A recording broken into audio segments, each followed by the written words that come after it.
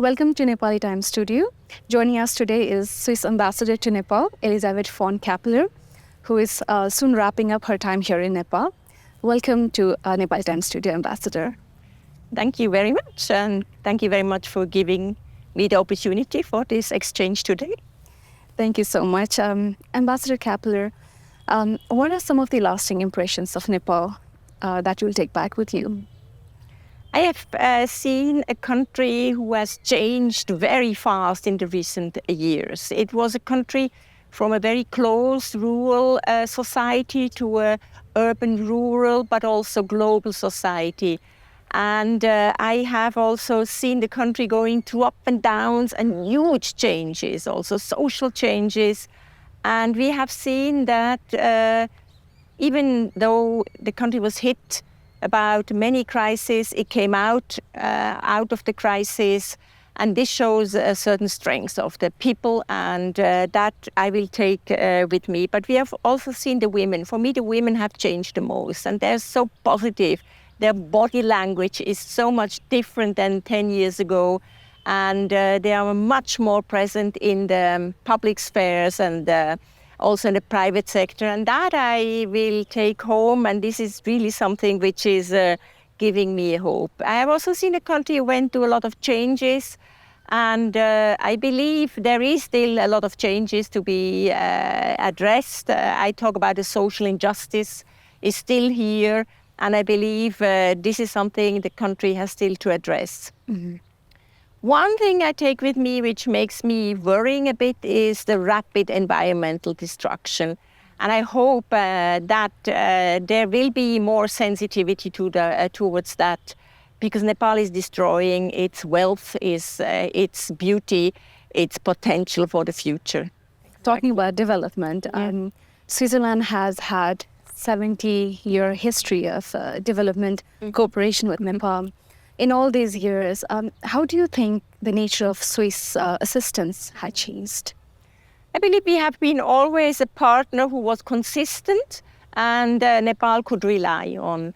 And we have started very much with technical assistance. Mm-hmm. And later on, when during the insurgency, we start also to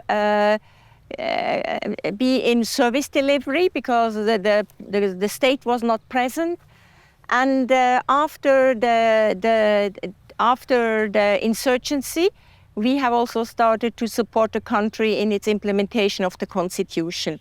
During the insurgency, we also came in with diplomatic instrument. We had somebody from and we support now really local level, provincial level, but also the federal level in the building of its institution. It is a very new setting, and we still believe there we can come in with political support, but also with technical support. We had also technical solution to political problem, and we need political solution to political problem. As you know, development cooperation and even more humanitarian aid is very political. Mm-hmm. And our concern was always that we do no harm. So we did well and did always a good analysis of the political context. And we always reflected on how, with what we do, we are not making it worse. We do no harm. You know, it has been 7 years since the federal constitution. And, many Nepalese now, they are sort of questioning, if it can actually deliver true devolution. What are, some of Switzerland's experience in making federalism work? You had the districts with the district officer, but it has not worked. Mm. You had huge exclusion. I mean, the development took place around Kathmandu, but all periphery was not included. Then the majority of the population was not included. Mm. And that that is the reason why there was also, political questioning of the former model. And that's why in the peace agreement, Nepal has decided. And what I believe, it's very dangerous, the narrative.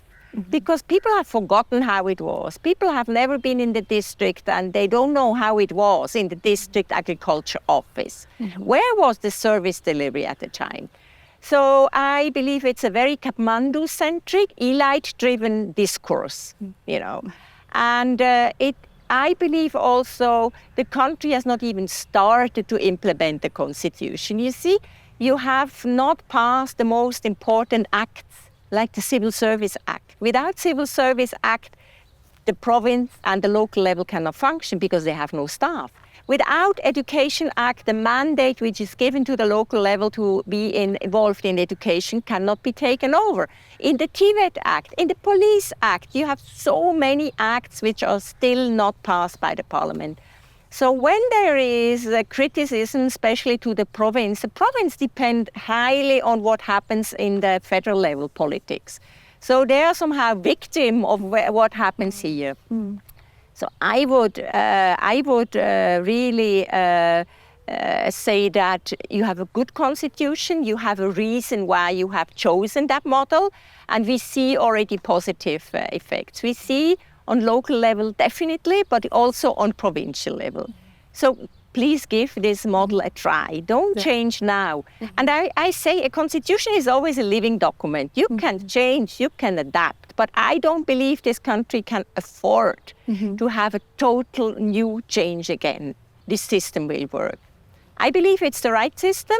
I have seen it by my eyes. So I recommend all people who are critical to go to Humla, to go to Rolpa, to go to Madej, province Madej, just to interact, to see, to talk with people, how it has changed their life. We have said from the beginning, it will be 15 years a bumpy road, you know, it needs 3 cycles of election, you know, however, and you have to give yourself time, you know, and I think this country have done tremendously well in changes. However, there is certain things which need to be passed now. You know, certain things can be given more time, but the important acts which will allow that the mandate which is given to the province and the local level can be fulfilled. If they are not given, how can we blame them, you know? And we hear all the time, they are not able. No, they are not able, they are not enabled. And that's a huge difference. And I believe it's very important, and that's why I also think the media has a very important role to play, to bring out the good narrative. It is easy nowadays to bash, you know, but I think it's not so easy to construct. And I hope that this can be seen as an important process for constructive dialogue. So coming towards the end, we believe you're leaving the Swiss Foreign Service.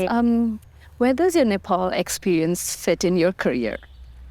For me, Nepal was somehow the top I could achieve. And I have been here and I'm very grateful.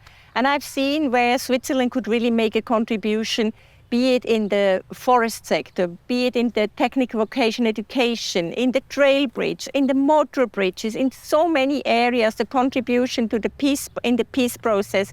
We are very much engaged now also to help the country to address the transition justice bill. And there I'm very grateful because this is something I will take with me, I will cherish. And that's why also I decided not to go for a next post. I don't want to have something which is not as what I had here. And there is not more of the same, and there is only less of the same. And that's why I took the decision to stop after here and to look after other fields where I feel I can be useful. I want to be useful. Having said that, all the experience I had here will, of course, accompany me, and also the wonderful exchanges that I hear, the wonderful people I met, and also the challenge, and also the chaos, and also all the smells, which sometimes are not good. But it's a very intensive country. And this intensity I will take with me, this energy I will take with me, and really like to say, I mean, I can be very grateful, and I said humble and also proud. We have a wonderful team here, and people matters, and that's everywhere. People matters, and there is so many wonderful people. And as long as these wonderful people are here, I'm anyhow positive and optimistic, but even more. Thank you. Thank you so much, Ambassador Capeller, and I hope last few days that you're here are also wonderful, and wishing all the best. And thank you once again. Thank you, Thank you.